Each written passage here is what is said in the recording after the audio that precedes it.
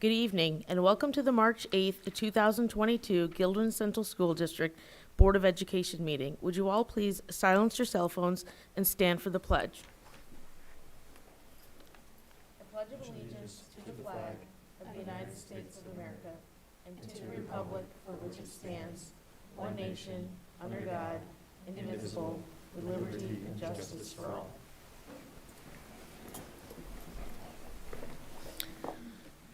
Okay, first on the agenda, we have public comment, and we have 7 public comments. I'll start with the public comment in person.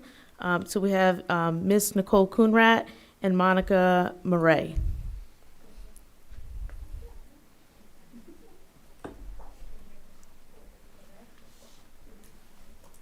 Hello, my name is Nicole Coonrat. I am a Guildhall resident and 2 daughters, one in Altamont and one in Farnsworth. And I'm here tonight to ask you guys to drop the vaccine mandate for ages 16 and up to high-risk sports. I did send an email to the board of a petition that I had with close to 400 signatures in agreement with that too, to drop the vaccine mandate. I'm not here to bash the vaccine. I'm really not. Close business. Is that better? Okay. I'm not here to bash the vaccine. Overall, I'm very much pro-vaccine. I have been my whole life. Myself and my daughters are fully vaccinated, other than COVID, including flu shots every year. But this past year, I have watched my friend Monica, who I asked to come speak here tonight. I've watched her family go through something pretty horrific, and I've seen how the medical community and how really society as a whole has turned their back on them, and it's been very eye-opening for me, to say the least. I know a lot of you see sports as a privilege, as an option, and I know the courts see it that way as well. However, I can tell you for my daughter, my 12-year-old, sports to her, she has issues with anxiety, and sports to her is her outlet. That's how she releases a lot of her anxiety.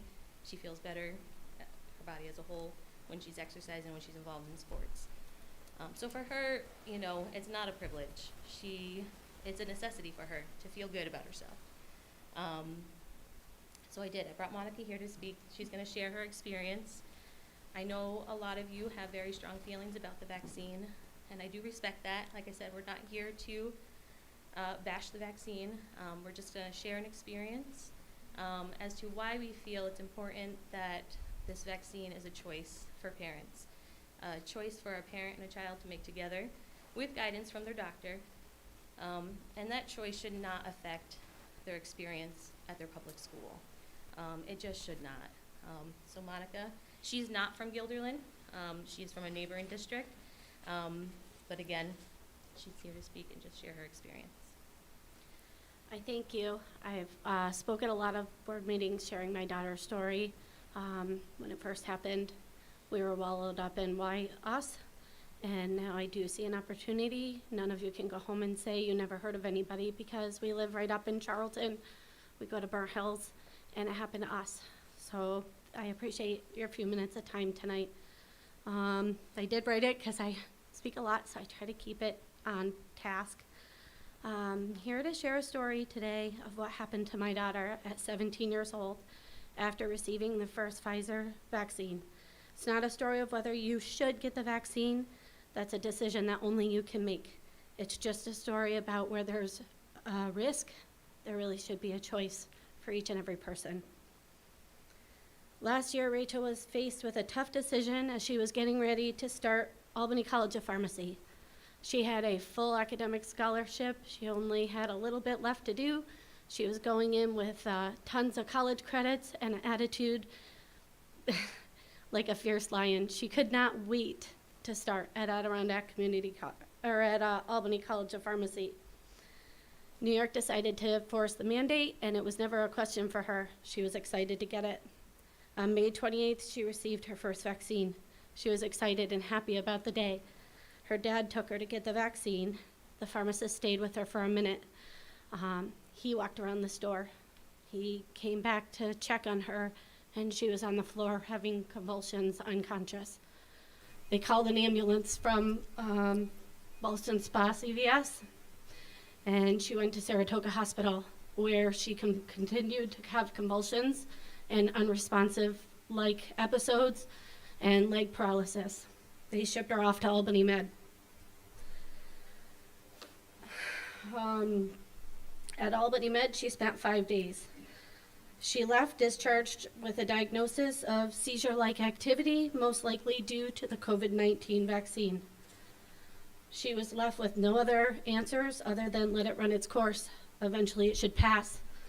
If you do any research, you're gonna find that most people at the beginning, when they first have these reactions, they're not finding any other reason for them. That was Rachel's issue. They couldn't find anything wrong, but they sent her home with full convulsions.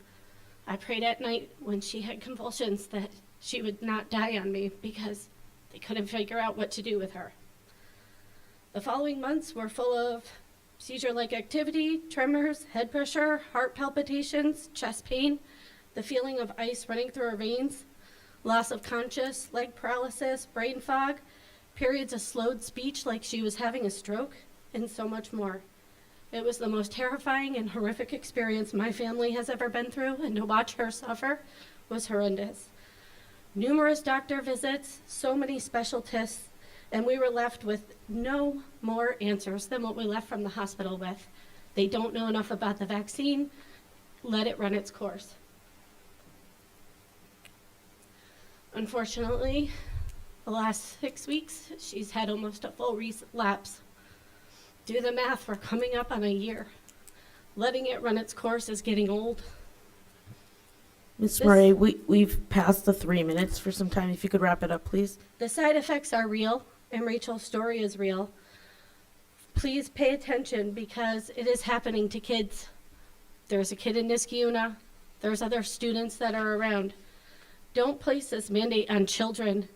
Back in May, Rachel's story was rare, and now I know a lot of families with similar stories, whether it has a heart or a neurological issue or so much more. Every week, people reach out to me because they know me as the girl who has a daughter who had an illness. The only people who can make the best decision for a child are the parents.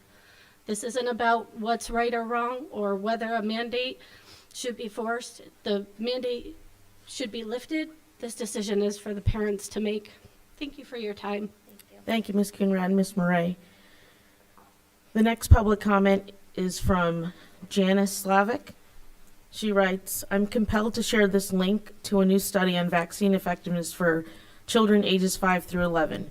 Given this new information that shows significantly reduced vaccine effectiveness in children ages 5 to 11, I have serious concerns about discarding masks in schools, particularly elementary and preschools. While Governor Hochul has caved to the pressure from the fanatical anti-mask people who don't understand science, the district and school board does not have to join her. COVID numbers have thankfully plummeted, but as we know, COVID numbers typically go up within 2 to 3 weeks of a school break.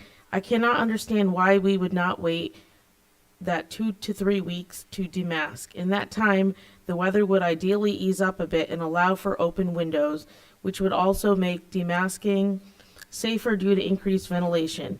I'm incredibly disappointed that children's safety is not being considered, and folks have caved to the anti-mask scientifically challenged groups who describe the act of wearing a mask and protect others as horrific.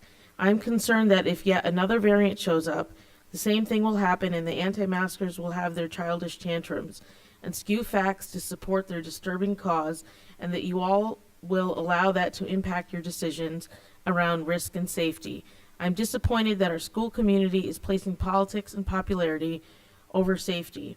I can only hope that the virus continues to decline as the safety of our children is not only at the mercy of the virus, but at the mercy of the adults around them and their decision-making process, which seems to have come too influenced by the demands of a very small subset of the community who uses threats, skewed information, and tantrums to make their points, and who have a very skewed sense of what horrific is.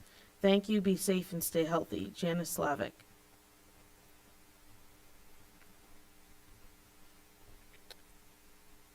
The next public comment comes from Abigail Ritter.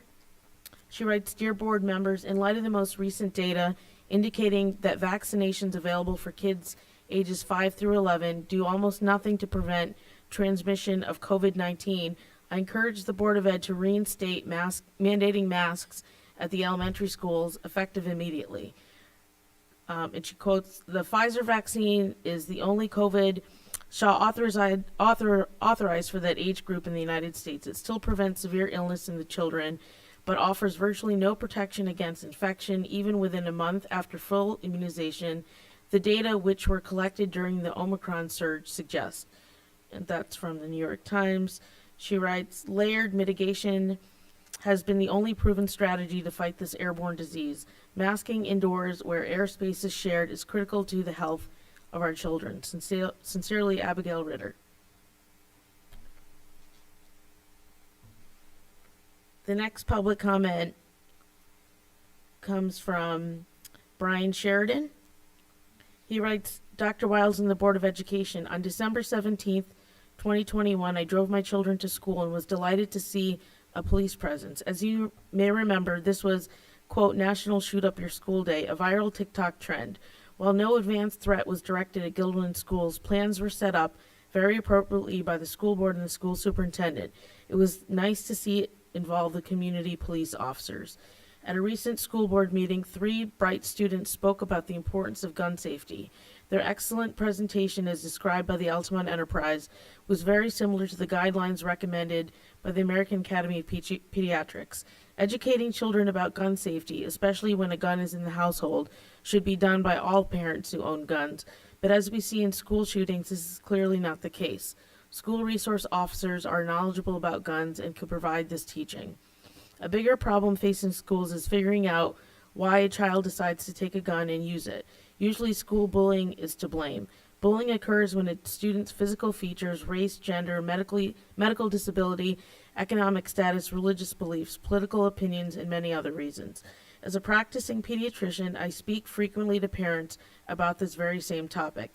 It is with regret that I make the suggestion that school bullying is not being dealt with appropriately by schools, pediatricians, and other community programs. DASA reports are frequently not done at Guilderland schools. School resource officers are knowledgeable about this topic. I do believe the board has done an excellent job trying to listen to all members of the community, especially in the last 2 years. Because of these contentious meetings where individuals got out of hand and were completely inappropriate, some of you know firsthand what it is like to be bullied. When it happened, you reached out to the very same police officers. I want to have more of a presence in our schools. Other services school resource officers provide include drug prevention, drug investigations, dealing with family issues outside of the school, interviewing suspects about CPS cases, and protecting us at sporting events, concerts, dances, school board meetings, and other school community events. The fact that only one school resource officer is expected to travel between schools is inappropriate, especially with the number of issues at the middle school and high school. There should be at least 2 officers in each of these schools. During this budget time, it's important to consider having more school resource officers. I'm aware of upcoming elections for school board members. I plan on using my influence in the community to ensure we have board members that understand this need. There's a common ground here. I know all board members want to make sure our children are protected. We want to make sure drugs, guns, bullying, and child abuse are dealt with appropriately, and we all strive to accomplish this in the community. School resource officers are a wise addition to any plan to combat these issues. Thank you for your time. Regards, Brian Sheridan, pediatrician at Schoolhouse Pediatrics. The next public comment comes from Ariana Brucknerine. I apologize if I pronounced that wrong. She writes, Dear members of the board, I'm writing on behalf of the Guilderland High School student body on the issue regarding Officer Ralston. Having an SRO in schools is helpful and convenient. Officer Ralston connects and bonds with students, and by doing it, it allows students to trust him and talk to him about anything. I personally feel the most comfortable talking to him about anything rather than talking to teachers, counselors, or even the principal. He listens to the students and sees it from our point of view and tries to best to make the school a safe and comfortable place for us. I was going through a situation with a teacher, and he was the first one I told, and he helped and reassured me that I'll be okay, safe, and made sure I knew I was able to come see him at any time to talk about the situation. He actually helped in a way that no one that was looking out for me rather than trying to keep the teacher out of trouble. Not only did he help me with the teacher situation, but he also helped me with my personal problems. I know a lot of people who used to get into trouble almost every day are now good students, like staying in class, avoiding trouble just because they connected with Officer Ralston. He changes students for the better. If one SRO can do that much change, then it would be the same way for other schools. It will also create a safer environment for the students in all schools in the district, which would improve our education system. We are currently dealing with cyberbullying throughout all grades, and Officer Ralston is trying his hardest to take control of it and stop it.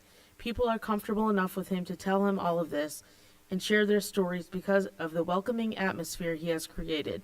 Officer Ralston does a good job advocating himself and students and teaching us to advocate for ourselves. Sincerely, Ariana Rupnerine. The next public comment comes from Michelle T.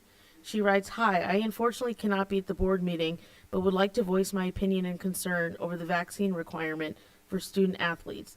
I don't think the government or the school ever had the right to require that a student be vaccinated to participate in a school sport. All school sports are and always have been participate at your own risk, and I feel like a line was crossed. And going forward, in light of the decreasing risk from COVID, I propose that vaccination requirements be removed and that there would be no consideration of adding a booster requirement. It's time for these decisions to be made by parents and families. Thank you, Michelle Teague." And the last public comment comes from Melissa Dover. "Good evening. I'm writing to ask the board to please reconsider the vaccine requirement for children who would like to play in high-risk sports. This vaccine shouldn't be a requirement, but a choice for parents to make. Thank you for your time, Melissa Dover."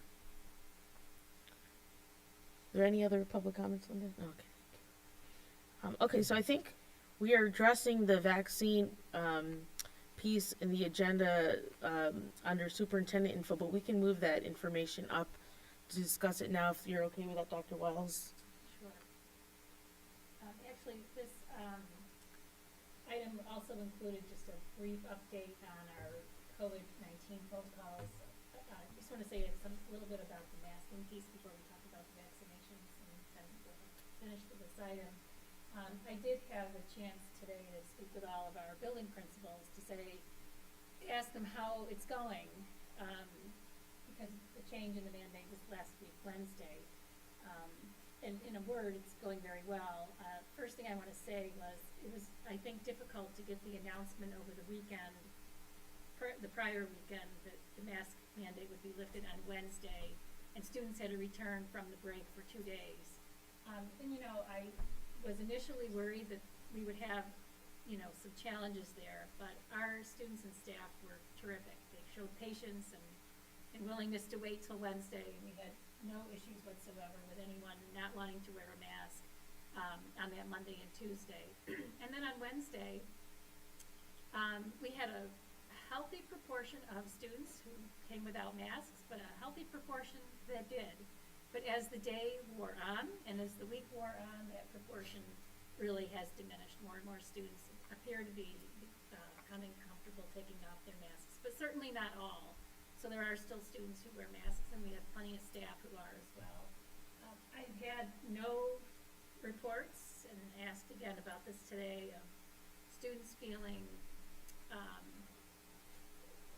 mocked or jeered or pressured if they make one choice or another, to wear a mask or not. So I'm also really pleased to report that our students have been respectful of one another, regardless of how they feel about needing to wear a mask or not. So that's been terrific. So the other thing I wanted to mention is that we also got a lot of new guidance last week, Wednesday. And so we have updated our plan on the website. It's worth going back to it because it's quite different from what we had in September with all the things that have changed. And I won't outline all of those details mercifully, but it's there.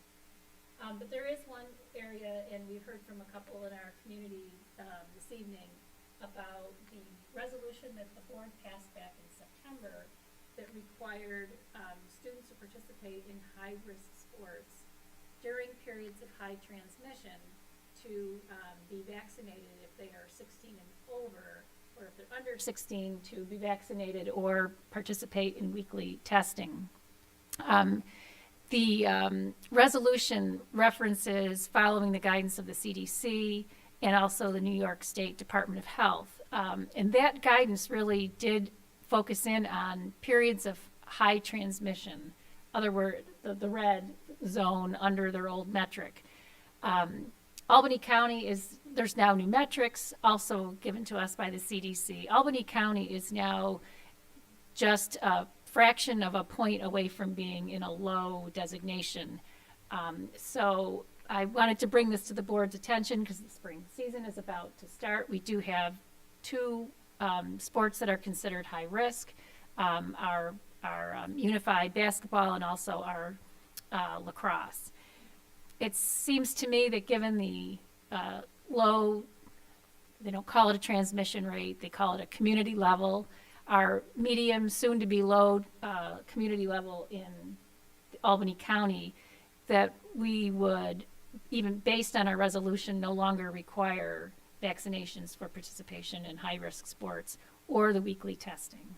So I just wanted to alert the board to that and get any feedback or conversation about that. Yeah, I guess I just thought it was automatic that we're no longer in a high rate, so we don't need to vote on it. No, we don't need to, I think.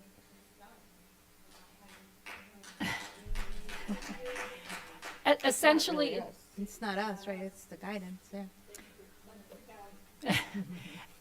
the reason I wanted to bring it up, because if you read our resolution, it's not crystal clear because it doesn't reference the high, medium, or low. It just says per the guidance. So it makes everyone do another step to go and look up the guidance, which has changed and the metrics have changed. So I just wanted to be very clear. Our athletic department is curious. We have athletes who have been asking the questions. So that's the purpose of bringing it to your attention So we tonight. don't need to vote, basically? No. It's, okay, great. Yeah. Yes, we're following the guidance.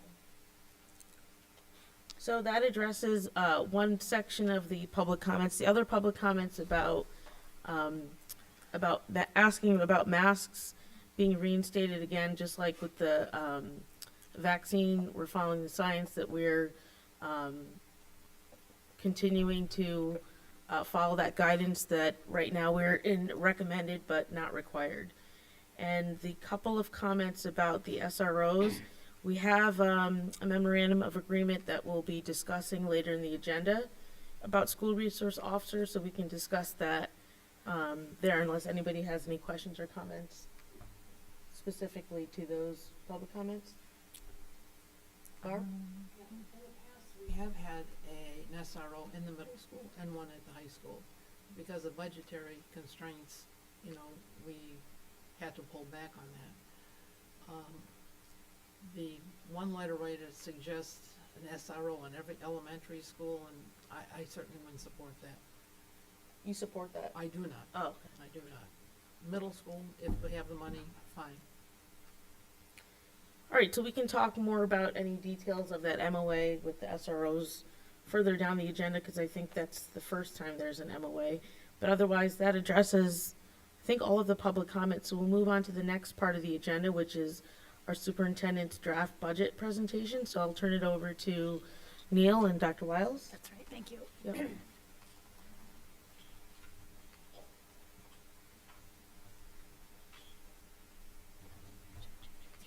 Good evening, everyone. Happy to look forward to 2022, 2023. It's been a bumpy couple years for lots of reasons, and I think even the beginning conversations of our meeting tonight, where we have been able to remove the masks and remove some of the things that have been difficult for everyone, makes things feel a little bit brighter. So we have for you tonight, this is our spending plan for our general operating budget.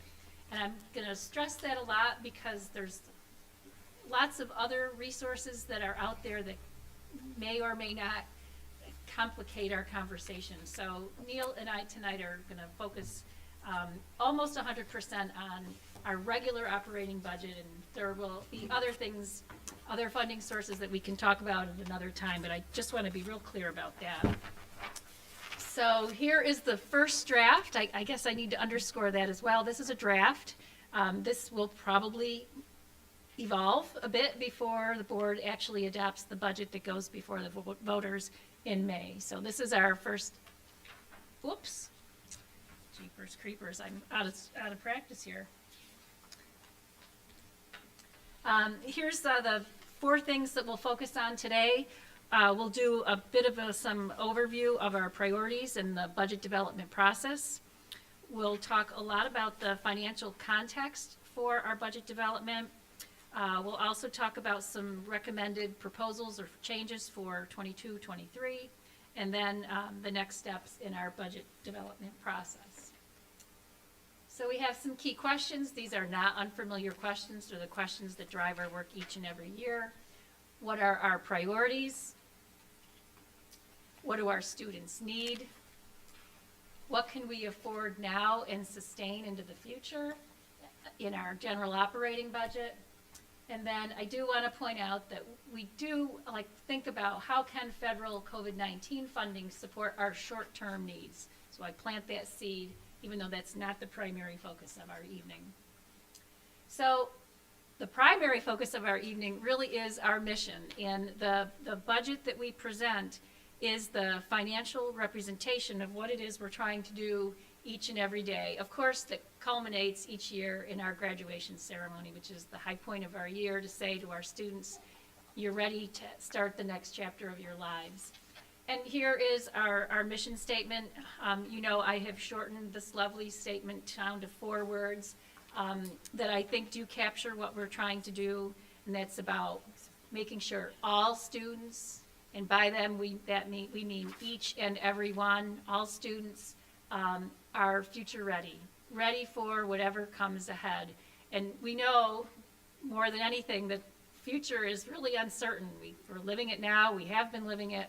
And so we need to prepare students who are not only academically prepared, socially, emotionally well, and ready for whatever may come their way.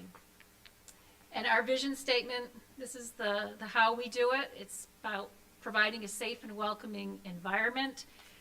It's the pursuit of academic excellence and personal growth, a rich and rigorous education for all of our learners, each and every one of them, so they're ready for the world that is ahead of them.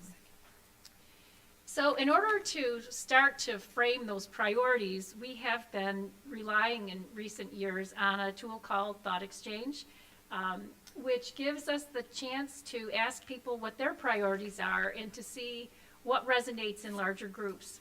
So this past January, we sent out a Thought Exchange, one Thought Exchange, but it had 3 groups of respondents. One were our parents and guardians, another was our faculty and staff, and then we also asked our students what were their priorities. What's very interesting about these, and I'll talk a little bit about them, is that so much of what's in here is actually outside of the general operating budget. Not everything, but a lot of the things are addressed in ways other than our operating budget. But the top priority for our parents was to maintain or lower class sizes to the extent that we can. Our very low class sizes, not this current year, but last year when we had to social distance at 6 feet, were very popular, almost impossible to sustain for long term. But it really reminded our families about how much they appreciate those. Our parents also wanted us to continue to improve facilities and infrastructure. I'll just point out that we have layers of capital projects happening right now where we're focusing on that, so that's where the bulk of the resources are to address those needs. They showed their support for our teachers and staff to make sure that they are adequately compensated and have adequate benefits. There were lots of comments about school lunch. I think all groups, parents and students, talked about school lunch. We are feeling the pinch of a supply chain. issues. We are also feeling staffing shortages. We're hoping both of those things will turn around. But I do want to point out that the school lunch program is a separate budget in itself. It's separate from the general operating budget. And then, of course, parents want us to continue to focus on students' mental health. Under faculty and staff, their top priority was to make sure salary and benefits are good for faculty and staff, but they also felt strongly about maintaining or lowering class size. An issue that came up quite a bit was the access to Wi-Fi. I won't go on too long about this, but following our data security event last April, we've had to look a little bit differently about access to Wi-Fi. I just want to send the message to our faculty and our students, because they were all over this. We are working on a solution to this, and we will have that bring your own device network back for staff and students at some point. We're still working through that, but it is a top agenda item for us. And again, that's happening through our capital construction project as opposed to a regular operating budget. More mental health professional staff, that's also a topic. And then revisiting start and end times for school day, that is another hot topic, but for another evening. So stay tuned on that. And then again, with our students, the Wi-Fi piece, improving facilities, HVAC, the bathrooms, that comes up often. School lunches came up a lot. I love this next one, listening to student feedback. Several students made the great point. You ask us what we think, and then do you respond? Do you act based on that? And I'm hoping to demonstrate that yes, in fact, we will act on the priorities that they share. And then, we had lots and lots of thoughts, and one that made the top 5 here was the whole notion of safety and security. So that's what our school community was thinking. Here's what the Board of Ed had on its mind. They too did a thought exchange, and your top priorities were maintaining programming, continuing to focus on student and staff mental health, maintain staffing in critical areas, to continue to build on our diversity, equity, and inclusion work, and then to continue our structural and infrastructure improvements.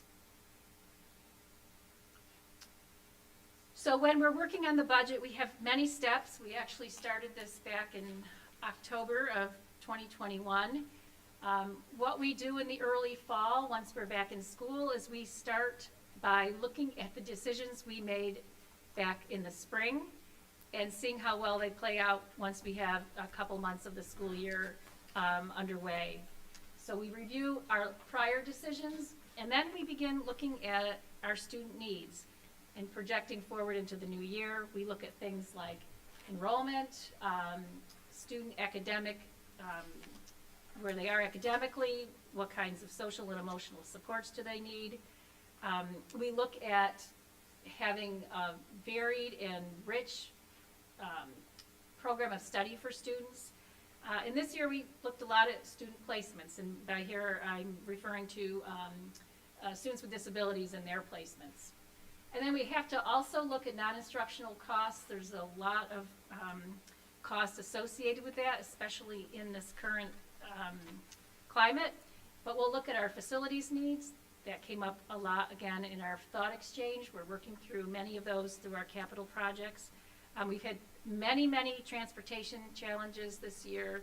Guilderland, like just about every other school district in America, has a driver shortage, and it's ongoing challenge to get our students to school on time, and we made that even more challenging by changing our start times.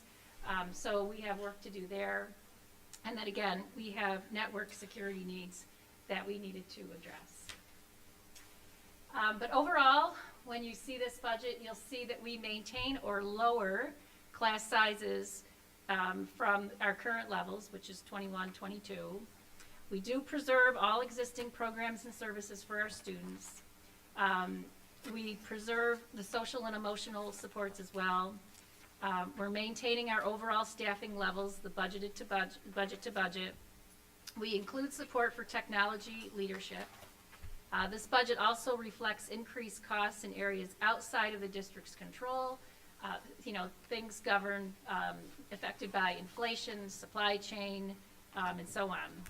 And then this proposed budget does not exceed our tax levy limit, and so will require a simple majority of our voters for approval in May. And with that as intro, I will invite Mr. Neil Sanders to the podium to walk us through the middle section.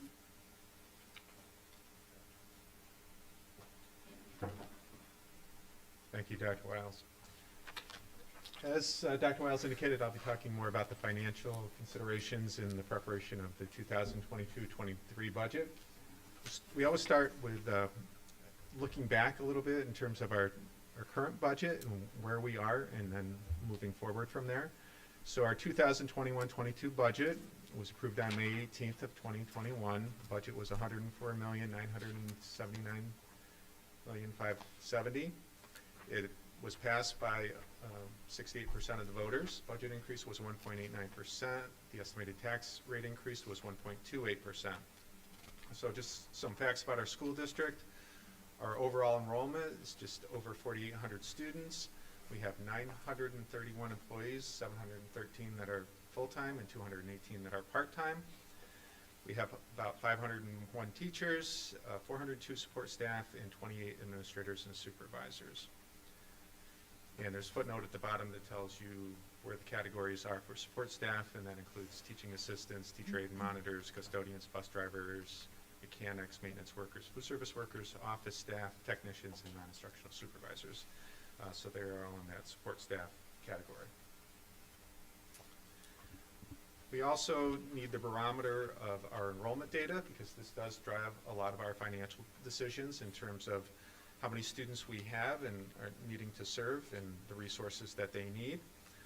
So just to show you, at the K-5 level, we're up about 23 students projected for next year over what we currently have. And we have provided the information by grade level so you can see the differences there. At the middle school, we're expecting an increase of 49 students overall at that level. At the high school, we're seeing a little decline, and that's about 48 students at the high school level. So enrollment's going down a little bit at the high school level, but it is increasing at the elementary and middle school level.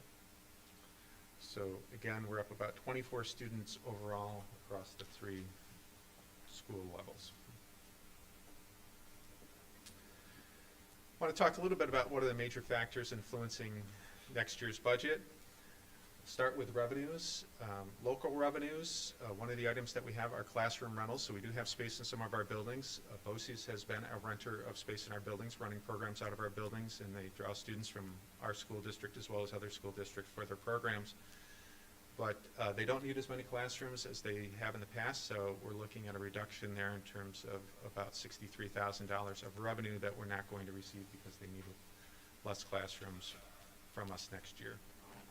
In terms of our overall state aid, foundation aid and our per pupil formula aids is up about $2.5 million. That was a commitment with this new administration about making sure that foundation aid is fully funded, and it hasn't been for a long time, and now the commitment is to try to fully fund foundation aid. We saw the first piece of that in this current year. We're going to see a bigger piece next year, and another consistent large chunk the following year if all holds true. What we're talking about tonight, though, is what's been proposed as the executive budget from the governor. We still need to see what the state legislature does. That's what matters in terms of the overall funding, what the state legislature approves, which will be about the end of March. So for right now, we're using the numbers that we have that came from the governor about expected aid. Hopefully those numbers will hold, but that's a significant increase in state aid revenue for our district. Also, in terms of state aid, we have expense-based aid, so some of the, where we have costs, transportation, special education students, areas like that, we do get aid for those, and it's based on the amount of expenditures. So the amount of expenditures will drive the aid. The more we spend, the more aid we receive. The less we spend, the less aid we receive. So it does vary from year to year, but there are a few categories where that applies. And then in terms of fund balance, in this proposal, we are using about $270,000. We have had many budget years where we've had to supplement our revenue with our fund balance, our savings. We had just made that zero a year ago. Now we're back to having to use a little bit, but it's important for the overall needs that we have for this upcoming year to be able to use a little bit of that revenue. In terms of our expenditures, debt payments are a factor, a large factor, and we're up about $470,000 over the previous year. Health insurance is an annual cost where there's increases, up about $540,000. Contract transportation, we touched on this just a little bit, up about $560,000. We do have our own bus fleet, we do have our own drivers and staff. Unfortunately, we just don't have enough of our drivers and staff to be able to meet all of our transportation needs, not unlike many, many other school districts. These past 2 years, we have had to bid out routes, and we've had contractors supply that. That we can do it more cheaply than a private contractor, but we just don't have the bodies to be able to do that. So this is an anticipation that will continue. We haven't seen that wane yet. It's getting a little better, but not there yet in terms of being fully staffed. So still envisioning the need to provide or to contract out a certain portion of our busing to private contractors. We also have Boces and private special education placements, up about $1,130,000. It's a large number, but we do have students that attend our schools that do have certain needs that need to be addressed. They have specialized programs. That's part of the cost. And it ebbs and flows. Some years have more students with needs. Some years we have less students with needs. Sometimes those students will transfer placements. They'll either come back into our regular education program or go between a Boces or a private program. But this year we do have more of an influx than typical, adding to that cost. We're going to talk about the middle school a little bit more later, but we are looking at reducing class sizes at the 8th grade. When we looked at the enrollment data, we do have some growth there at the middle school, and it's going to last a few years. Starting with the 8th grade, though, looking to add staffing to reduce class sizes at that level. Dr. Wiles touched on a little bit. We did have a network security issue.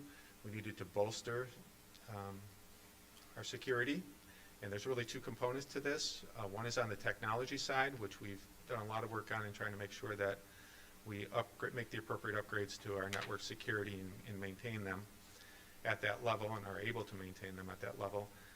And the second piece is really just in terms of the overall software and security efforts that we also have to have for that piece as well. So there's some services that we have to provide, and then there's the actual security pieces. And then also in terms of the expenditures, we have diesel and gasoline fuel. It's not a huge cost overall in light of some of the costs on this page, but it is a topic of conversation, as you know, throughout the country, and what's happening with gas prices and fuel prices. We are not immune to that, but we are also, we don't pay taxes as a school district, so that's a piece that we don't have to pay. And then we also utilize a state contract, so we get better pricing than you and I can get as consumers. But we're still going to see the effects of that. It's hard to peg. We're looking at basically a school year that goes from September to June, and we're in March, and trying to predict where diesel and gasoline fuel prices might go. There are some sources that I look at to try to predict what we might be facing. U.S.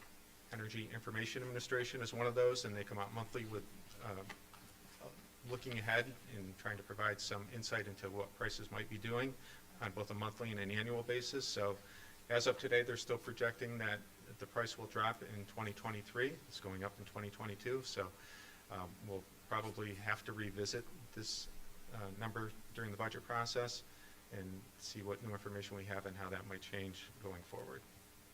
And then finally, in terms of our tax levy, the maximum tax levy is going to be $2.4 million according to New York State's formula. In terms of the executive budget proposal, again, that was presented by the governor. Here's where we stand in terms of what we had budgeted in 2021-22, our current school year, what we expected to receive in the middle column, and then to the far right, what is anticipated for next school year. So you can see our expected and our budgeted state aid are pretty close, about $209,000 apart. Really looking at a significant increase going from budget to budget for 2022-23, most of that being in the foundation aid category that I explained before. Also want to share an important concept of the overall school budgeting picture is the tax levy limit or property tax cap. It's something that we've had in existence now for close to a decade. Something that has to factor into our process of setting a budget each year. So just to remind everybody, it's an 8-step formula. It was established by New York State. It really limits the increase in a vast majority of our expenses to 2%, no more than 2%. It can be less than 2%, but it can't be more than 2% based on the CPI. That actually, what it does is sets a threshold for voter approval. So if our tax increase is less than that threshold amount, as long as we have 50% of the voters voting yes, we have a passed budget. If we adopt a budget that exceeds that 2%, then we need to have a supermajority, or at least 60% of the voters to have a passed budget that vote yes. And again, the stakes are high in this. If a budget is ultimately defeated, there's no increase in the tax levy at all, so it has to remain at what it is in the current year for the subsequent school year, which would be very difficult for schools. To see the numbers that go along with that, we start with our prior year tax levy, and this is the formula that's laid out in law. We get to apply a tax-based growth factor. That's what they call bricks and mortar, or basically new construction. So within our school district, the state establishes a factor that identifies if it's a positive number, which it is in this case, that we have some growth going on within the school district.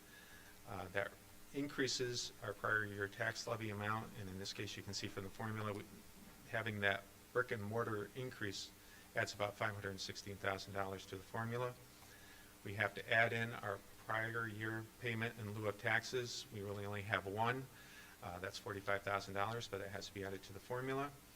We get to subtract out what are called capital expenditures net of state aid. So we have debt from building projects. That's mostly what this is. We have to take into account that factor, whatever the cost of that is, subtracting out the state aid. That's the net of state aid portion. In terms of the formula, that gets subtracted to get us down to our adjusted prior year tax levy. Then comes into the factor of the allowable levy growth factor, so it's going to be no more than 2% or less than 2%. The CPI this year is about 4.7%, so it's well over 2%, but we are going to get capped at the 2%. That gets us to what's called our growth adjusted tax levy subtotal. As you can see at this point, that adds another $1.5 million to the formula. Then we subtract out next year's pilot. We're anticipating they're the same, the payment in lieu of taxes. Gets us to our tax levy limit. Then we add back in for the subsequent year, again, capital expenditures net of state aid. That's about $1.6 million or $404,000. And that finally leads to that maximum allowable tax levy amount of $78.4 million. It's 3.2% overall. So in terms of our projected budget for next school year, we're looking at a total budget of $110,191,650. That's a $5.2 million increase. Total percentage increase is 4.96%. Our estimated tax impact is 2.98%. To show you how those expenditures are distributed, there's a pie chart. Majority of the expenditures do go to salary and benefits. Schools are staffed by people, whether they're teachers, whether they're aid monitors, cafeteria workers, bus drivers, maintenance staff, clerical. So it takes a large number of people to provide the educational program. So that's where most of our money is. We have smaller amounts, contracted services, 7.2%, Boces services, 6.8%, Debt comprises about 5.1% of our overall expenditures. Equipment and supplies, 2.2%, and interfund transfers are 0.3%. In terms of numbers, you can see from the 3 columns what was budgeted, what's being proposed, and what the change is. So up in terms of salaries for teachers, about 1.1 million, $450,000 for support staff. Benefits are up about 890,000, equipment up about 58,000.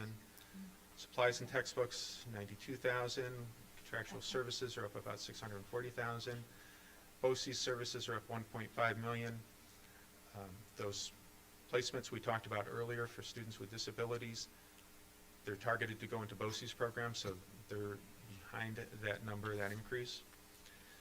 Debt service is going up about $470,000, and interfund transfers will stay the same. So that's the visual representation of how that $5.2 million increase is distributed across the major categories of the budget.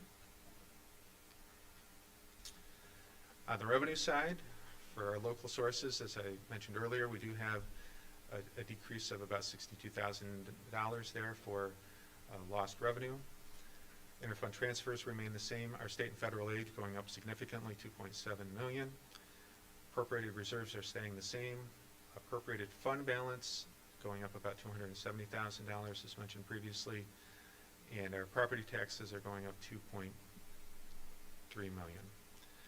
So again, looking at an overall increase of $5.2 million.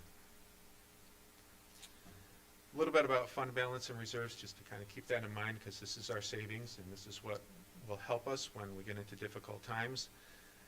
Just as we do in our lives outside of school, we need to make sure that we have enough reserves to tide us over, enough savings to tide us over in case we do have some catastrophic event financially and we need to utilize our savings. We have that available to us. School districts, it's no different. You want to have some savings available to you so you can ride out some difficult times. As you can see, from 2014-15 till now, we were able to increase that over several years. We started to have to use it again in 2018-19 and continued to have to use more than we would like and dropped it down again below $8 million.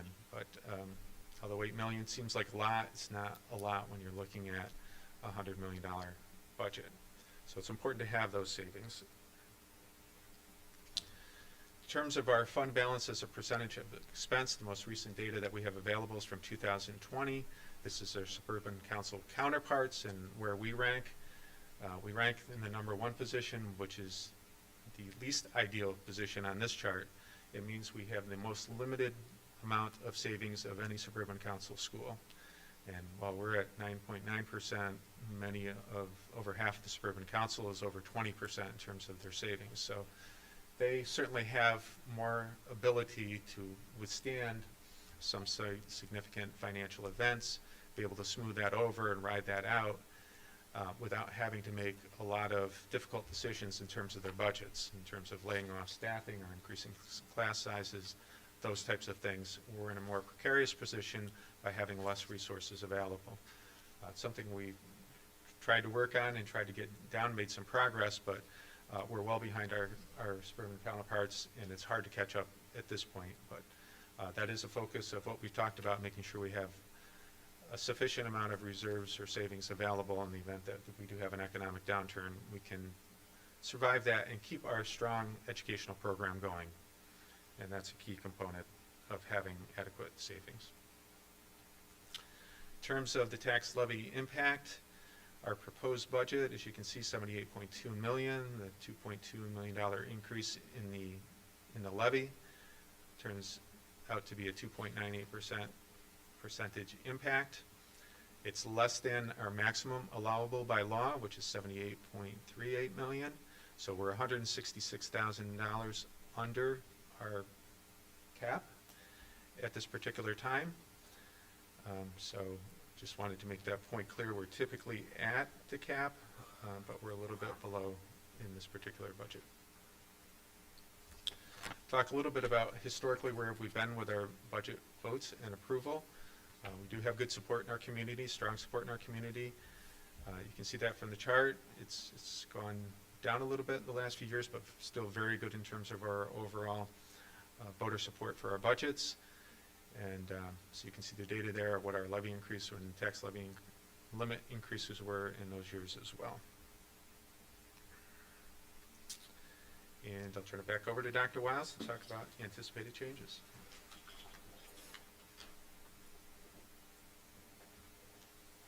Thank you, Mr. Sanders.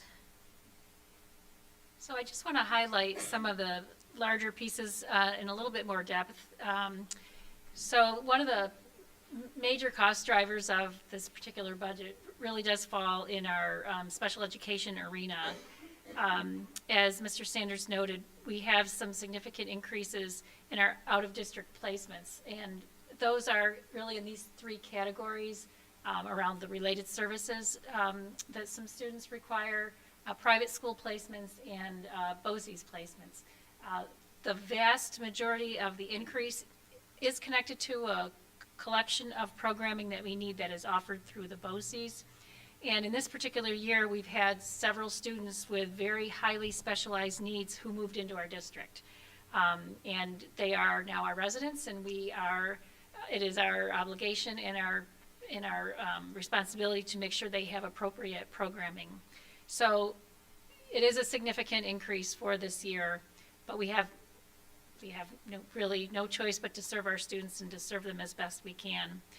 The increase also reflects, rate increases, typical rate increases from both our private providers and from Boces.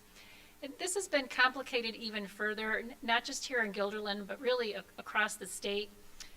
Staffing shortages in private school placements and Boces placements have made it very difficult for those organizations and agencies to accept students. They simply do not have sufficient numbers of staff to be able to serve students. So finding out-of-district placements for students who need that support has been very, very difficult.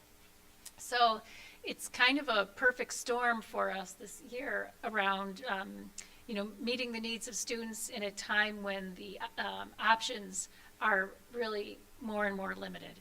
So we're hopeful that we'll be able to find some alternatives or perhaps some ways to do some things differently in the future. But as we stand right here on March 8th, this is what we're anticipating our costs to be. So that is a significant increase. Another, and Mr. Sanders alluded to this, another very difficult piece is around transportation. And he noted that the bus driver shortage, again, that's not just here in Guilderland, it is literally across the entire United States, has made it very, very difficult for us to get our students to and from school. And I'll just remind everyone, because this kind of connects to the last slide around out-of-district placements, we transport students to many more than the 7 buildings that are in Guilderland.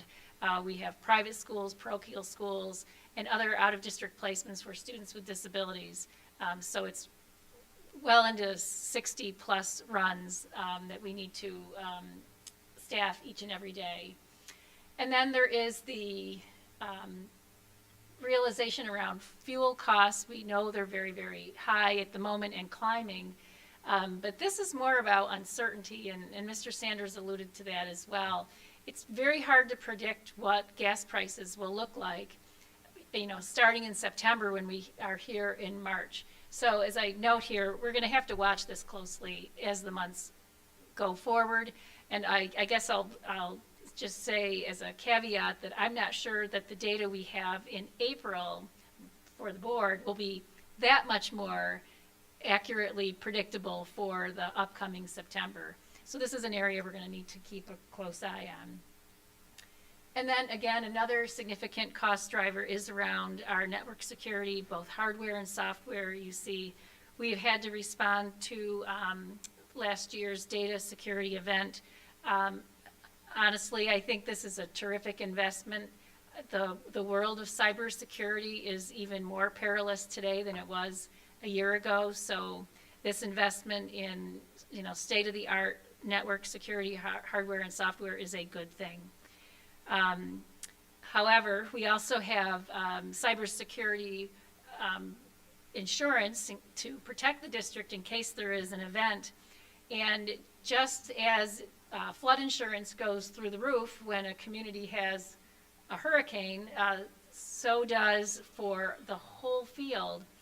Insurance around cybersecurity has increased, not just for Guilderland, but really has gone up for everybody because of the number of claims that have been filed with insurance companies.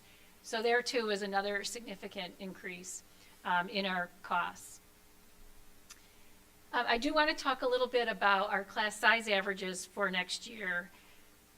We have a commitment to try to keep our class sizes at the elementary level as manageable as possible. At K2, our goal to stay within the guidelines, K2 is 18 to 23 students, and for grades 3 through 5, 24 to 26 students. And so you can see that we are within or close to those guidelines across every grade and every building. And our averages at the far right are very good. But you know, averages, the way they work, you know, we could have one very high number and one very low number, and the average looks great, but there may be some big numbers in one class, which is the reason for those asterisks that you see in certain grades and buildings. When we see at this point a class average approaching that upper limit, we start to watch it. And that's why it's called under review, and we'll watch those numbers throughout the spring and early May, June period. Because if those numbers start to climb, we will consider using what we called unassigned FTEs in order to lower that class size, create another section. There are 4 unassigned FTEs built into the budget that we're sharing with you tonight. So that topic is, we continue to look at it all spring and even into the summer. The other topic I want to point out is our class sizes at Farnsworth Middle School. Currently we have 14 sections of each grade, and our class size averages for this year are 25.93 at 6th grade, 27.21 at 7th, and 24.86 at 8th. If we project forward into 2023 and maintain those 14 sections, our numbers at 6th grade are 27.43, 26.29 at grade 7, and 28.29 at 8th grade. Now, if I had my wish, and Mr. Laster, if he were here, if it was his wish, we would address all 3 grades with class size reduction in Farnsworth Middle School next year. Although my previous slides are the reason why we can't do all of that next year. So instead, our plan is to do a phased-in class size reduction at FMS. So we would transition from 14 homerooms in grade 8 next year to 16 homerooms in 22-23. So that would relieve, if you look back, that the worst of the class size averages of 28.29. And then in the following year, we would address grades 6 and 7. Remember, I'm not sure if Mr. Sanders mentioned this, but this increase in foundation aid that we are enjoying for the upcoming year, we will have one more year of that level of increase that would help us do that in the 23-24 school year. So it's our belief that smaller class sizes are very helpful to identify and address gaps in learning as a result of the pandemic, behavior issues, social, emotional, and mental health issues. We also have space concerns in our classes, particularly in those classrooms where we have equipment or workstations, so, you know, family and consumer sciences, technology, science labs. We really would like to improve that. And then this is not kind of a blip on the screen. We see this enrollment growth at Farnsworth to be a longer term trend. We've looked back to, you know, what does grade 5 look like now, grade 4, grade 3? And as our very first slide with enrollment numbers showed, we are seeing growth at our elementary and middle levels. So this isn't a one-time, short-term issue. It's a longer-term a level of growth that we need to address in our general operating budget. So in order to do this, we need to hire 2 FTEs. It's 0.5 each in math, science, social studies, and ELA. And then there's 0.8 FTEs in our encore areas, that's art, music, PE, health, technology, and family and consumer science. So in order to accomplish this at a single grade level, the total cost is $220,400. And the next slide kind of breaks that out so you can see exactly how that works. So the 4 core area, 0.5 are $41,500 each. We need 0.2 each in technology and physical education, that's $13,600. And then art, health, facts, and general music would all need an additional 0.1, that's $6,800 for the grand total of $22,400. Also new in this budget is a director of technology. We've hinted a lot about our technology needs in our presentation tonight, but there is no way to deny that technology is an essential element of absolutely every aspect of our school district operations. You can't name a single thing we do that in some way doesn't require us to use technology, whether it's routing our students on our school runs, taking attendance, ordering and paying for lunch, our student management system for demographic and grades. It touches everything. And more so, our second bullet here, which is the fact that technology is much more integrated into our mission, the teaching and learning part of our work, than ever before. And that obviously became very obvious when we needed to be remote or hybrid. But the reality is all of our teachers every day use technology to engage students in meaningful ways with the content.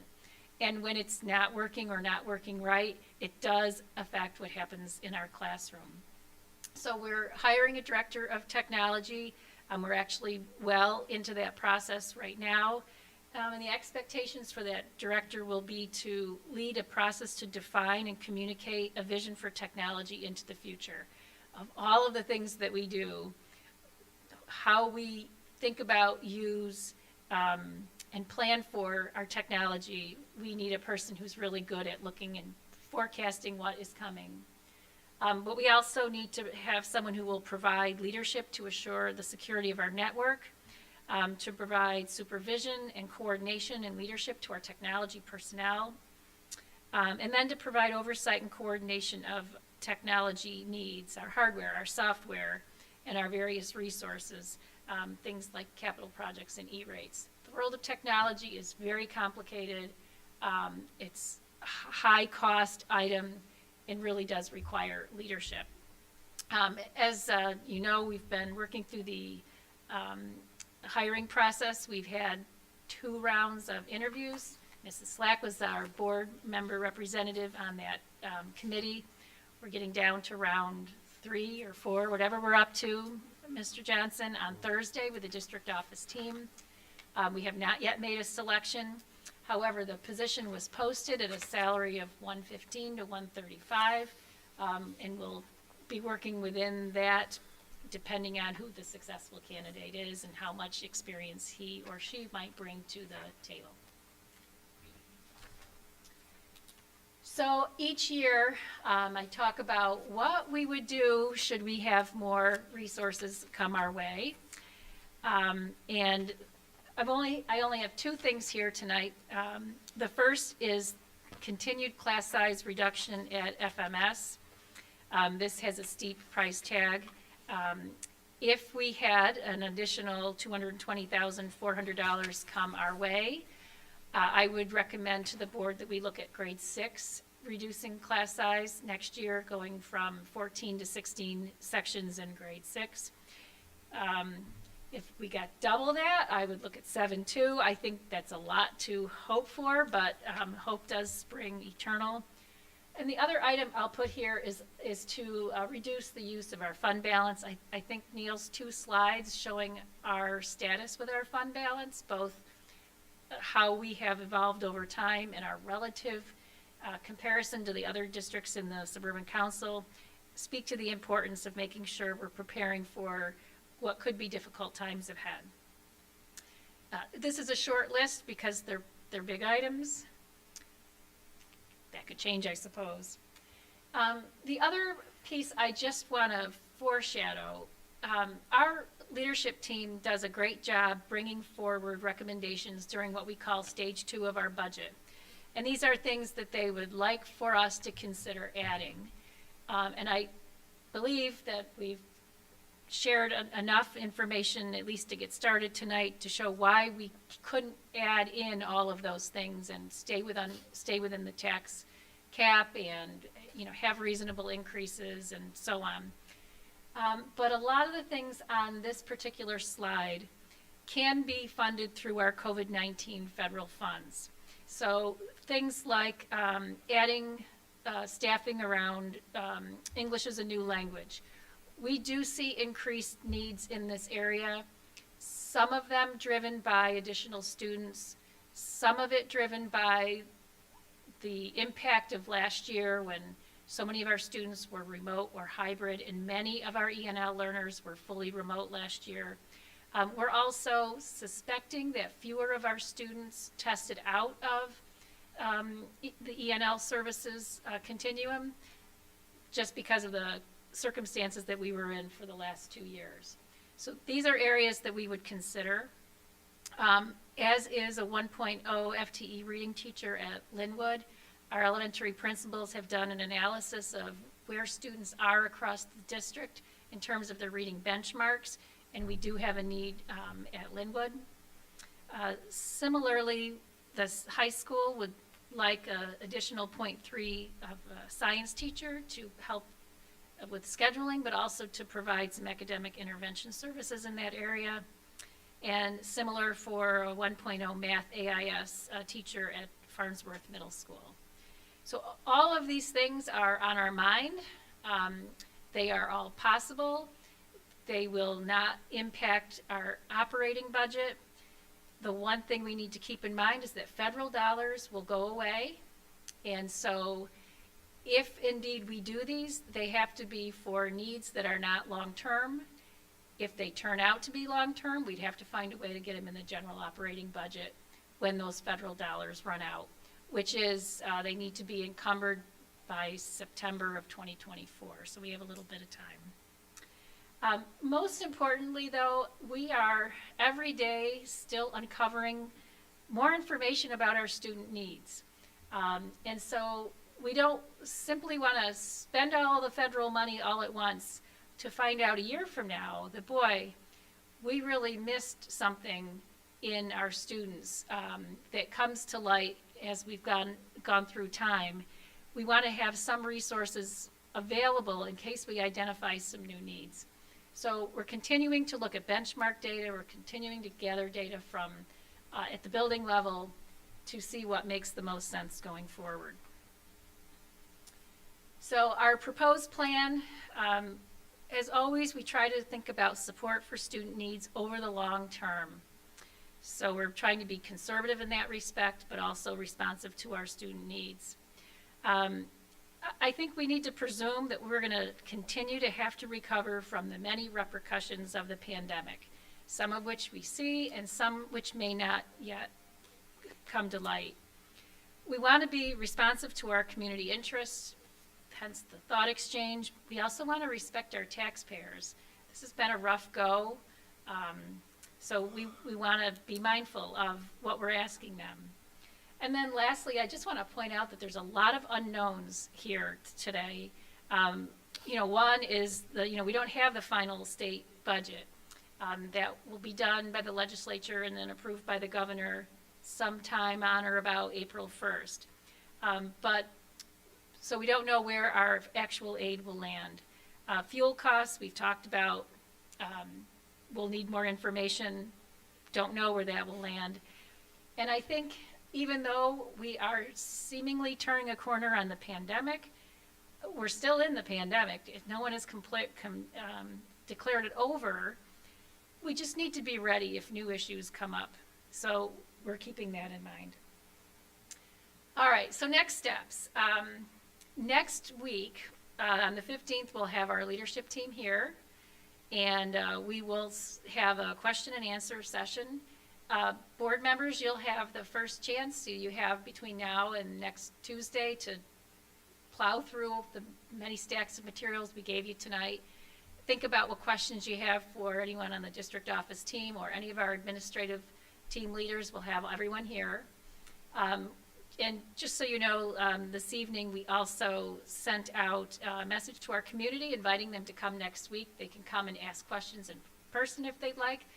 We also gave them an email address to mail in their questions if they'd like, and we will answer all of those. So that's the big opportunity to formally ask questions, but that will continue informally right up until April 5th, actually April 12th, but on the 5th we'll do a budget workshop with additional information. Hopefully we have a state budget by that time. We're scheduled to adopt our budget on Tuesday, April 12th. The formal budget hearing is on May 3rd, and the budget vote and board election is on May 17th. I think that's it. So I'd say questions, but I just told you they're next week. Can we ask a few questions? If there's Or process something? questions, sure. Well, I guess we can talk about that later, but I just want to make sure, so in the current presented budget, it addresses the projected grade 8 class size and also includes 4 unassigned. Yes, what you Okay. saw tonight fixes 8th grade and the 4 unassigned. And then, only because this last year's budget did have, I think, a little bit of impact, or the school time issue had a little bit of impact this current year's budget. And we haven't really talked that much about it. I didn't know, I mean, we could talk about this next week, but I do have a question about the start end times at Farnsworth and, getting stakeholder input so we're not kind of stuck again next year. I know that there was talk earlier in the year about making those changes for next year, so I don't think I'm the only one would like to hear like an update about that piece. You know, I can give a quick update. We've had a couple preliminary meetings with the INHO from transportation, because ultimately we need to figure that piece out. And Mike Lester and Mike Piscatelli have been a part of those conversations. We actually are meeting again on Friday. We have some, there's a couple non-negotiable things that we're working around. These are things that we cannot change. One is the geography of our school district. It's just where our buildings are, can't change. Nor can we change the traffic on Western Ave and on 146. We also know that we probably can't have more runs for all the reasons we talked about tonight, shortages and all of that. And the other piece we cannot do it any quicker, we need 45 minutes between the runs. So given that, we're gonna do some survey work to gather some input, and we'll have, I think, a couple proposals for the board to think about, I'm gonna guess, later this month or in early April. The other non-negotiable is that we really don't want to have a budgetary impact, but that would mean being able to create more runs, which is not a realistic thing. We'll just have more runs that we have no one to drive. So it's on our radar for sure, but we consciously did not include cost for anything, because whatever we do, we want it to be cost neutral to this year. And I have just 2 really quick questions. Is there anything about the lunch program again next year? Like, I know the USDA had it, Oh, for for these free. past 2 years, but nothing for next year? Not yet. Not yet. And then the last question, just, I guess just in general, because there's so many more cyber attacks since COVID and everything happened. Is the state doing anything to help school districts? I feel like everybody has to shoulder the burden of more cyber attacks and insurance going up. And it's not like just us, it's all the school districts. It just seems crazy that we have to pay more for that. I haven't heard of anything. I don't know if you have. I have not heard that, I don't know that they're geared up for it either, so it would probably mean hiring staff and training them and then deploying them, so, everybody's caught in the same cycle, I think, Yeah. of staffing. It's just unfortunate, it's just crazy. I saw a hand, I didn't know if it was Blanca and then Barbara. Thank you. So, in terms of top themes, I saw improve safety and security, listen to student feedback, add more mental health professional staff. I'm not incorrect, right? We haven't added anything in the area of mental health. And so I wonder, because we've had this discussion before, were social workers, the addition of a social worker and or a school resource officer even discussed at the budget committee level? So there, in the bullet here, where it says district will continue to monitor students' social, emotional, and academic needs to determine how best to use federal funds. We have expanded the social work and counseling this year using federal funds. We're looking at the likelihood of continuing that. And depending on where we land with federal dollars, expanding it, recognizing though that that's short-term funding. Would it be possible next week to hear from Lisa Knowles as to any potential successes from what's been done this year? Lisa will be here next week, because the other topic that I know there's a lot of questions about is the Positivity Project. So she's gonna be doing a brief presentation. By the way, I'm gonna have a little homework assignment for all of you. There's a little survey to take so that you can take it, have a firsthand experience of what it's like on a small scale. So she'll be here this, next week. And as for the SRO, the short answer is yes, we talked about it. Where we've landed with the budget, the resources, that's not a one-time cost, that would be a recurring cost. This year, we just had some unexpected large increases that really took away a lot of the discretion we would otherwise have had to do a variety of different things, and that's one of them for right now. So it doesn't mean never, but given kind of where we landed with this budget, already with almost a 5% budget-to-budget increase, and so close to the cap, which is over 3%, we weigh things, and that didn't make this night's presentation. Thank you. It makes me feel better. At least it was discussed. Absolutely. Because I didn't see it in the thought exchange presentation last time, and there's no mention of it, so I just wanted to make sure. It came up in the summary, the student, although I think students talk more about safety and security in general. I don't think it's a never, but it's on March 8th, we just couldn't fit it. Go ahead, Rebecca. I just had a quick question. Is the proposed fund balance 370,000 or 269,000? There was an error that I was able to catch and correct. It's 269,000, so Okay. I apologize for that.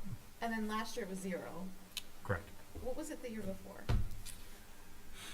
It was in the $300,000 range, if I remember correctly. Thank you. All right. Oh, go ahead, Barbara. Just a quick question. What was the rationale with decreasing the class size of grade 8 versus starting with grade 6 and working up? To me, grade 6 is sort of your transition year from elementary, to the middle school, and it would seem, from my way of thinking, that maybe you would start there versus the 8th graders, as they get older, class sizes increase.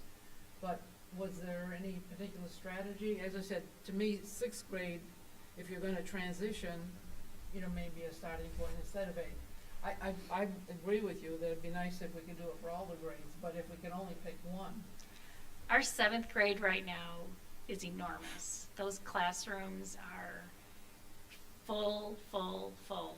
And that's the grade moving up to 8th grade. It creates issues around lab stations and in the technology labs, the science labs, FACS. You know, students have to double up and don't get the full experience. So that's the reason we want to give those 8th graders a good experience. I mean, this is just me speaking, I'm hoping we can look at the 6th grade too. But on March 8th, I don't feel like I can make a proposal that we can do that.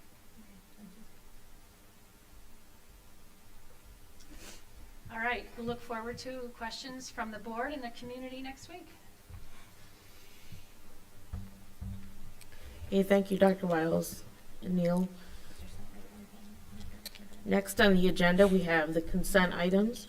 This includes the minutes from the February 15th meeting, the CPSC and CSE recommendations, and personnel action and the financials 1 through 7. Can I have a motion to approve? So, Barb, second. Judy? Any questions or comments?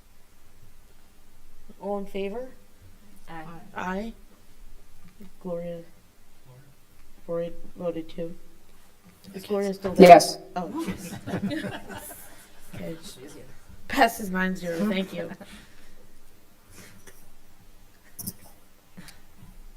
Okay, next we'll move on to information items. First, curriculum and instruction. Yes, I will be happy to share that we had some students in our college marketing class participated in a Super Bowl promotional display competition hosted by Sports Career Consulting. The competition focused on developing a fundamental understanding of the concept of promotion. Students were asked to develop a point of purchase display representing consumer goods brand tied to Super Bowl 56, right? This contest drew nearly 100 entries, and GHS marketing students presented their ideas. The class chose the best ones to submit. And one of the ideas created by Quinn Tynan and Natalie Okampa tied for 2nd place, and another created by Luke Hodarowski came in 3rd place. So there's a website there if you want to see their projects and their great ideas. So that was fun. Thank you. Do you want to continue, Dr. Wiles, to superintendent information? I will just keep going. Just a quick note, we are continuing to solicit organizations to provide pre-K programming for our 4-year-old children. So we released an RFP for that on March 1st, and it will close on March 31st. The funding that we received for the current year is projected to continue into the new year, 22-23. And so we would like to expand our number of providers so that we can get closer to that 116 students who we are budgeted for. So more to come on that. I just wanted to let you know that that was in the works. Hey, Marie, I have a quick question. Is it Sure. okay to talk about that? Specifically to this. Sure. Last year, I know there was a way of, the lottery worked strangely, where people who were already in the school got the slot, I think, for free, and then there was a very small amount of actual people that could get into the raffle. Can we do that a different way? Because it didn't seem, it's not very equitable the way that happens. I don't know if it's in the RFP or if that's going to be negotiated after. It's really, you are 100% correct. I think the fact that we were awarded the funding in April without any warning, so then we asked for RFPs, and the respondents were already full. So we had to work with the state education department to say, how do we do a lottery under these circumstances? So for that year, this year only, it was waived.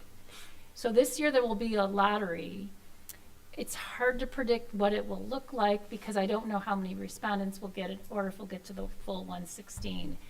But we will need to draw names. And so it's possible, and this will be very unpopular, that there could be 2 children sitting next to each other in the same classroom, and one is selected in the lottery and the other is not.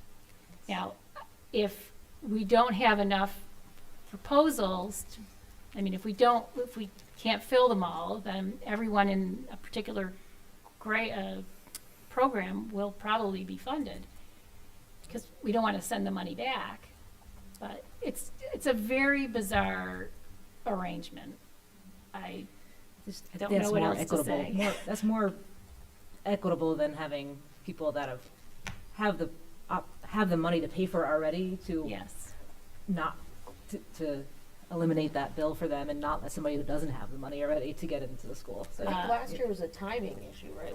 I understand there was issues. I just want to like that's a focus for me to make sure that doesn't necessarily happen that way this year again, if it's at all possible. We only were granted the ability to grandfather, is the phrase that we got for the 1 year because of the extenuating circumstances It's kind of like a at the time. waiver or something from the. Essentially, Okay. yes. Okay. Just wanted to let you know I'm interested in how that's going to work. A question about the pre-K. Yeah. That's using federal funds, right? It's a federally funded 4-year-old program, yes, but a different bucket than the ones we were talking about today. So will that expire at any point? Well, that's a great question. We've been promised 2 years, but every other school district who has received these dollars in the past has gotten them for years and years. The downside is the dollar amount has never changed. So the cost for providing the program obviously continue to go up, but the number of dollars you have to support it doesn't. So there's some real structural flaws in how this whole thing plays out. Thank you. Sure. Alrighty, my next is just a reminder that we have some upcoming productions. The Guilderland Players are returning to the stage live with a live audience this weekend with their 53rd musical production, Smokey Joe's Cafe, the songs of Lieber and Stoller. Performances will be at 7 o'clock on March 10, 11, 12, and 2 p.m. on Sunday, March 13th. Seating is limited to 50% capacity for every performance. Side section seats are $5 and all others are $10. And then the following weekend, FMS Mask will present Disney's The Lion King Jr. on March 18, 19, and 20. Seating for this event is also limited to 50% capacity for each performance. And due to the size of the cast and crew, seating capacity will be filled, I'm sure. Seats will not be made available to the general public. Marie? Yep. But they are available for Smokey Joe. Yes, ticket sales are still going. I saw a reminder about that today. Great. But they're going like hotcakes, so Okay, make sure you get thanks. it. And then last, I'll just mention briefly that this past Sunday, Monday, and this morning was the winter conference of the New York State Council of School Superintendents. I was able to go, and it was a very good conference. They had several strands that were timely, I think.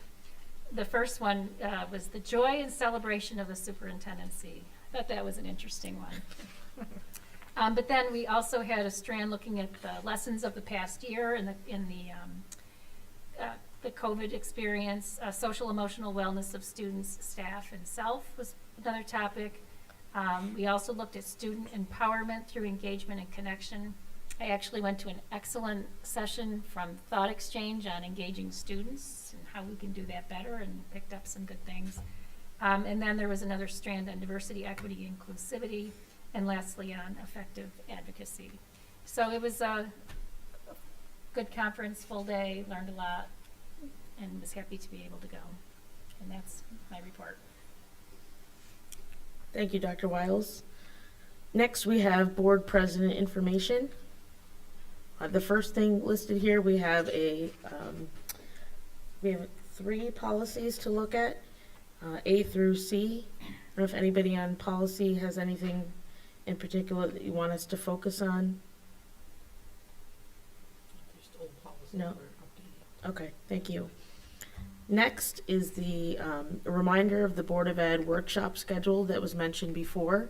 I'll just read it again as a reminder. The Board of Ed has established a budget workshop that will be held at 7 p.m. on Tuesday, March 15th. The session will include a Q&A period for board members as well as the community.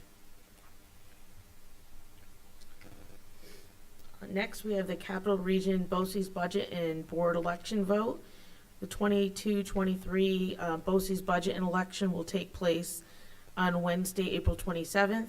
There are 4 seats up for election. This is the date of our special board meeting that takes place at 8 a.m. Since we're still allowed to meet virtually, can we do that when it virtually just to vote? So, okay. So everybody make note, please, then April 27th at 8 a.m. Should have a very quick board meeting. And lastly, oh, go ahead, Updating Barb. those policies, What's that, Barb? it's under action. The complaints about policies, Oh, yeah, we're still under info. that's info, I thought the earlier one was info. Board president information, these two, with cyberbullying, first time we're looking at it. Yeah, I think it's the first time. I think we did things at our last meeting. There's no rush, but I thought that these were up for action. I don't think they made the information last time. We were still doing the, Oh, it didn't get in? not last time. Oh, okay, all right. Sorry. And then the last info item under board president is the Capital Region Boces annual meeting. And this annual meeting of Cap Region Boces is scheduled for Wednesday, April 13th, and will be live streamed at 5:30. If any board member is interested in attending, please let board clerk Linda Livingston know. Next, we have action items, school business. Neil? Okay, thank you, Dr. Rivera. First item this evening is a resolution to approve the affiliation agreement with Health Alliance IPA LLC to provide school district employees access to a web-based referral platform to improve health and lower the total cost of care for vulnerable individuals with social, behavioral, or medical needs. Can I have a motion to approve the agreement? Blanca, second. Judy? Any questions or comments? All in favor? Aye.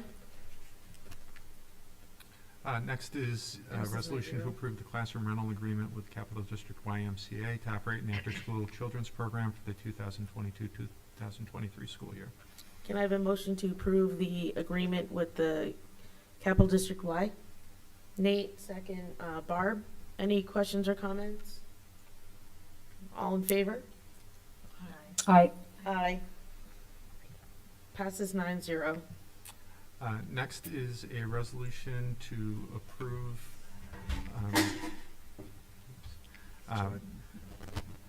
the appeal of a commissioner's decision regarding non-public school transportation and to authorize the Honeywell Law Firm to commence appropriate legal action. Can I have a motion to approve the Commission of Education appeal?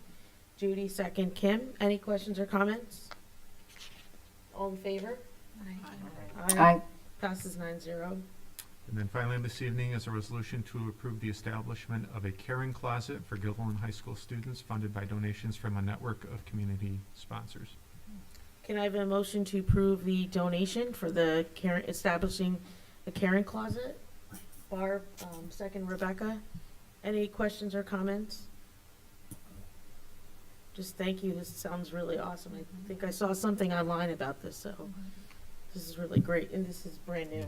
Yes. it's brand new. What sorts of items are in the caring closet? Healthcare products, I would say, Gotcha. could be clothing, all Cool. those types of things. Can I have, or actually, any other questions or comments? Sorry. Actually, I have a question. If the public wanted to donate anything, are they able to? Sure.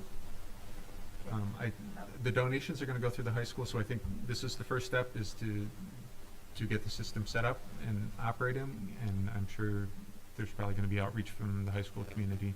There also is strong community network already established and in place behind this as well, but obviously other people might want to contribute as well, so. Okay, all in favor? Aye. Aye. Passes 9-0. Okay, thank you, Neil. Next, we have Superintendent action, Dr. Wiles. Okay, thank you. The first item is a memorandum of agreement between the Guilderland Central School District and the Guilderland Teachers Association. And this is related to the school calendar for the 2022-2023 school year. And the start date with the first conference day on August 31st, 2022. And the approval of the calendar, I think, is a little further down in the agenda. Can I have a motion to approve the MOA with the Teacher Association? Judy, second. Rebecca. Any questions or comments? All in favor? Aye. Aye. Passes 9-0. My next item is a co-curricular club approval for a United Court Volleyball Club request. This is from Farnsworth Middle School. Can I have a motion to approve the club request?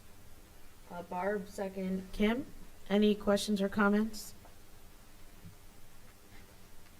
All in favor? Aye. Aye. Passes 9-0.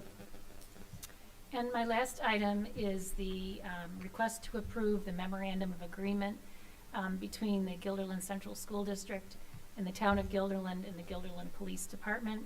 And this is the memorialization of the relationship between the district and the Guilderland Police Department regarding our school resource officer program. Can I have a motion to approve the MOA? Wonka, second. Judy, any questions or comments? I just had a question. Rebecca? I was wondering at some point, obviously not during this budget process while we're dealing with other issues, if we could get some data about the school resource officer. The public comment that we heard earlier was very complimentary towards Officer Ralston. Everything we've heard from various people has been very complimentary. But I would just, for my own knowledge, like to know more about what he does on a daily basis, what programs he's involved in, what educational role he has. And then when you go through this MOA, some of his duties involve enforcing criminal law and taking enforcement action on criminal matters. And I just like to specifically look at that data, if any, exists.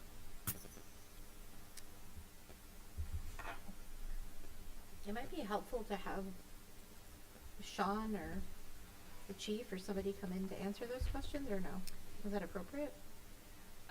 They certainly could. I mean, we can gather that. Mike Fiscatelli will have the day-to-day kinds of things. And we did do some preliminary looking about the criminal law enforcement. None of us can remember, for example, a single incident where a student has been arrested. But we have had times when there have been illegal substances in the school, and you know, our SRO assists with collecting those and taking them off our hands and so on. But the whole goal really is more about prevention and building relations. Like the letter that came in today, that's really what we want our SRO to do. So we can gather that data, and you know, maybe at some point we can bring Sean in to talk with the board as well. Great, thank you. All in favor? Aye. Aye. Passes 9-0. Thank you, Dr. Wiles. Next, we have board president action. We have a list of policies, A through K. Can I have a motion to approve these policies up for action? Barb? Second. Rebecca, any questions or comments? You all in favor? Aye. Aye. Passes 9-0. Next, we have the adoption of the proposed 22-23 school calendar for next year. Can I have a motion to approve the calendar? Judy, second. Rebecca, any questions or comments? No, all in favor? Aye. Aye, passes 9-0. Great, so for school calendars established. So next we'll move to our board committee reports. We'll start with policy. We haven't met due to the budget, and we're giving people a break. Whoa, okay. Thanks, Barb. Next we have communications. We have a meeting scheduled tomorrow at 4:30. Okay, thank you, Gloria. We'll move on to business practices. No meeting and no meeting in the immediate future. Okay, and audit.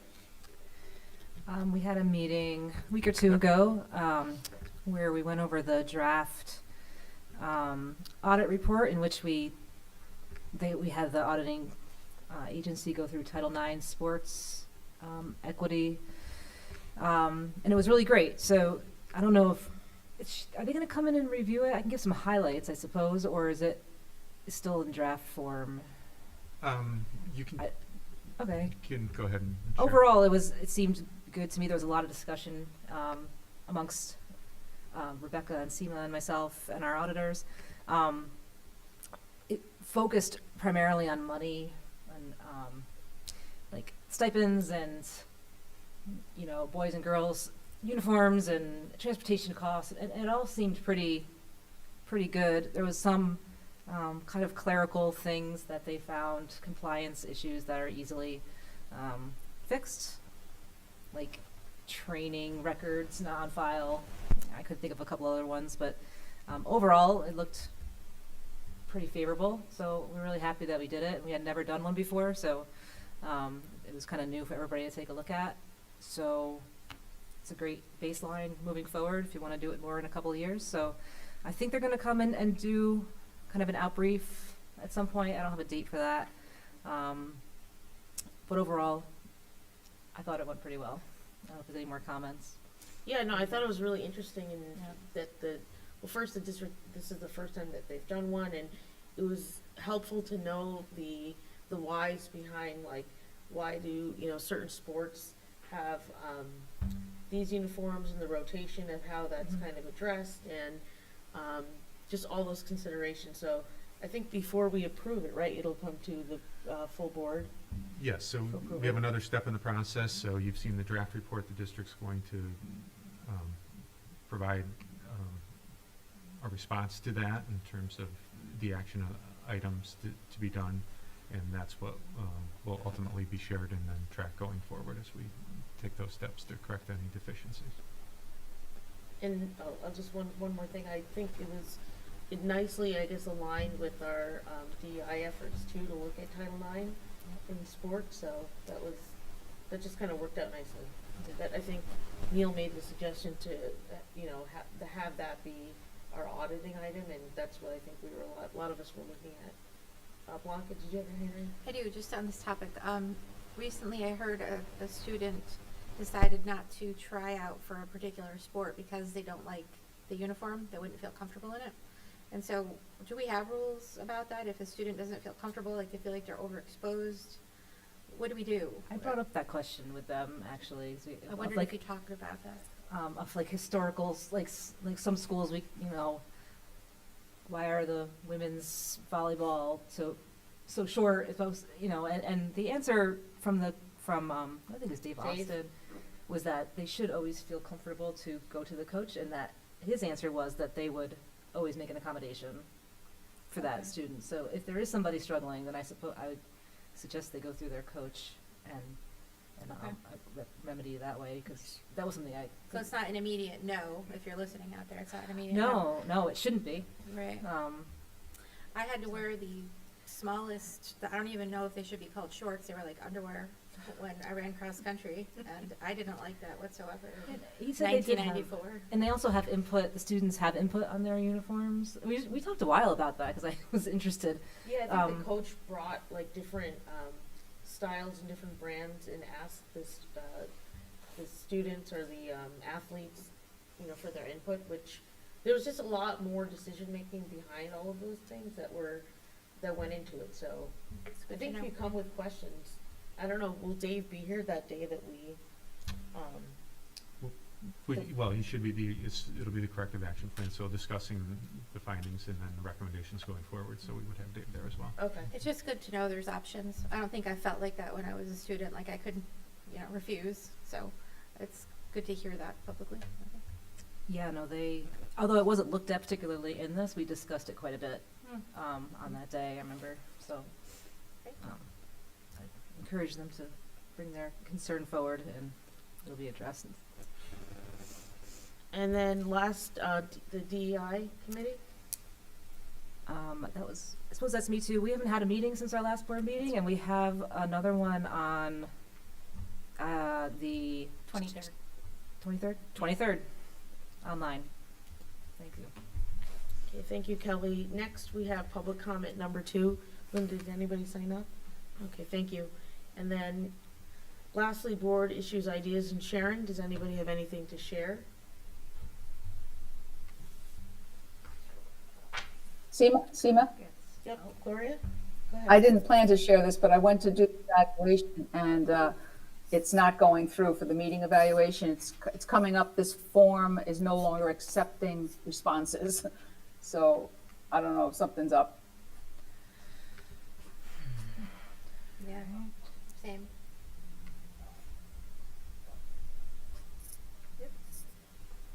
Okay, thanks, Gloria. Any other board issues, ideas, and sharing, Barb? This is just a quickie. As I was coming in through the lobby, I just had to marvel at the art displays that these kids produce year after year after year. I mean, if anybody has the time to just stop and look, it's phenomenal, absolutely phenomenal. And it starts at the lower levels, but the culmination when they get up here is just spectacular. Tell the teachers thank you and the kids. Absolutely. And also, I think along that line, the display in the district, the hall of the district office is just magnificent. And kudos, I talked to Christine Monalea, or sent her an email to say how wonderful I thought it was. It just shows a lot of imagination and thoughtfulness on the part of the teacher and the kids. So one question for Lisa when she comes in next week, talking about the positivity project. Is part of that going to be about how or if it will be incorporated into the high school? Well, they're piloting it right Yeah, now. I knew that, but I think she can talk about that. Yeah, she can talk about that. It's, Okay. it's scheduling is the. Okay. No, that's what it Yes. came up at the PT or the Yeah. high school PTA meeting. So that's all. Yeah, Okay. we can do that. Sort of along those lines, Marie, are we considering anything else? Are we even gonna look at something free, or are we just gonna stick with the paid? Well, we are looking at the Sandy Hook Promise component around, I think it's emergency notification, like a hotline kind of thing. And Tim Murphy has done some homework on that. We have a subcommittee, I think, who's gonna meet at some point. I'm just not sure when. You know, we haven't, I don't know how to say this other than the Positivity Project really grew out of a grassroots effort of teachers. We had that huge social emotional committee that was an offshoot of our reopening. And that group of 25 people worked for literally months to look at all the different kinds of options that were out there, and I mean, they did a ton of work and built it up. And I think it would be really hard to say, thanks for doing that, but we're gonna do something else now. The work at the elementary level is going very, very well. GES, they all have t-shirts, and I think I shared the Linwood video with you, but Westmere, when you walk down that main hallway, you see the banners, you go into classrooms, it's part of the curriculum, it's being woven into everything that they do. There's a lot of positive energy and excitement around it. You know, the middle school, I think we've talked about it at this table, it's more of a mixed bag. It's more dependent on the teacher and the level of commitment that they feel to doing the work, and so those who are doing it are doing a great job, and, you know, others, it's more of a work in progress. So, I mean, I'm just reluctant to say to our team, be a part of something to solve a problem, but now we're not gonna do that anymore. Okay. Then, second thing, sorry, we're almost done.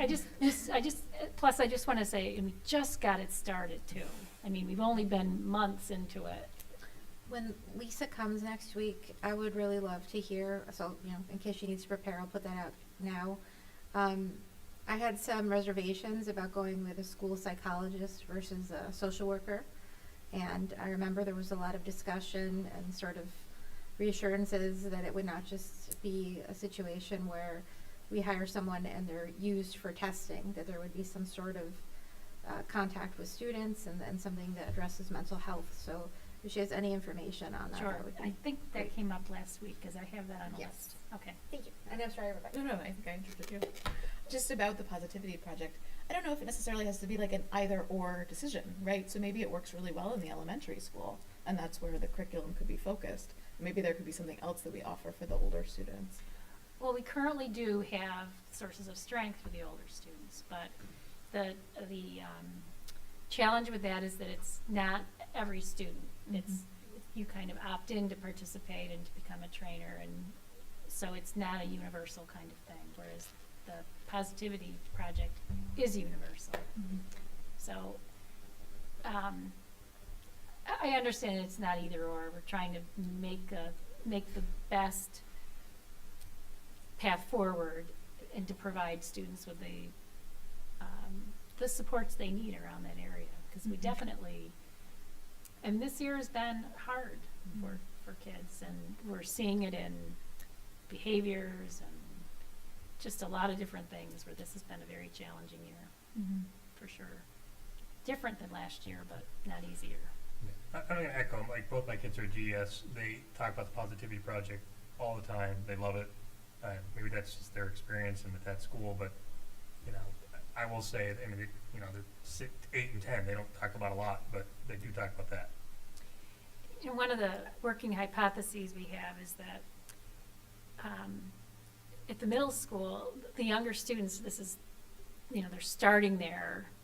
With our middle schoolers, they're jumping into the project, and by the time you get to that level, the lessons are more advanced, and they haven't had leading up to it, the lessons leading up to it, because I'm sure it is designed to build from year to year to year. So that's why I don't want to race to say, okay, not everybody loves this, so let's do something different. I think it needs to, you know, we need to give it some time to settle in a little bit. I've said this before, but I'm so sorry. So go ahead. Dr. Rivera. So I don't want to like say it like 1,000 times, but sources of strength, you know, just like you said, a child has to actively participate in that. And my concern is that those marginalized kids who are most in need, you know, in that adolescent period, are not necessarily seeking it out. So I don't think it's an equivalent. Yeah, I agree. Yeah. No, I agree. That's why we're trying to get both of them going. I have a question that I'm gonna ask next time. I figured I'd just give you the heads up, Neil. Is that cool? I would like to know how much a resource officer costs and how much a social worker costs. And if that would take us over the cap. I'm assuming it will, but that's just what I would like to know. Thank you. No problem. I just have two things. One, last meeting, there were students that spoke at public comment about gun safety, and I just want to confirm that the information they sent us will be on the agenda for the next safety committee meeting. So the full safety committee doesn't meet again until May. So we have a couple subcommittees working on 2 other separate projects, and I'm going to co-opt one or the other of them to have some of those members take a look at the language, just so we're not waiting till June to do the other. And I'm not sure when those meetings are, but they're coming up. Okay, yeah, that would be great to see what they say, and then they could bring it back to the board. And then lastly, I just wanted to thank the teachers and the support staff who helped with the ski clubs this past year, because I know that they were able to hold them, and I know at FMS that at first they weren't going to have it, but I think after last year where they really weren't able to do many things, the shows this year, the ski clubs, all those things that schools or the kids are excited about to be in school, I really appreciate that people stepped up to do those things, because it just made a world of a difference to see kids like excited about being in school. So thank you to those teachers. Yeah, I agree with Seema. It's beautiful to see the kids being able to return to those, and we know it's the efforts on the part of the staff. So. All right, can I have a motion to adjourn? Barb, second. Rebecca, all in favor? Aye, passes 9-0. Thank you, everybody. Have a good night. Oh, thank you. We're not doing an eval, right? I didn't sign yours. Duh. I didn't do the eval. I kept looking on, I got the same thing. Did I sign yours? I don't know. I think you only got Marie. I got Not getting out of it. I like the hard copies, I don't. Marie, do I I'm have to disappointed when I gotta look those up. This is easy. So I promised you 25 and I'm 8 away. I know this is Yeah, I know, it's not always the easiest way I to go. guess Like it's last year, and it was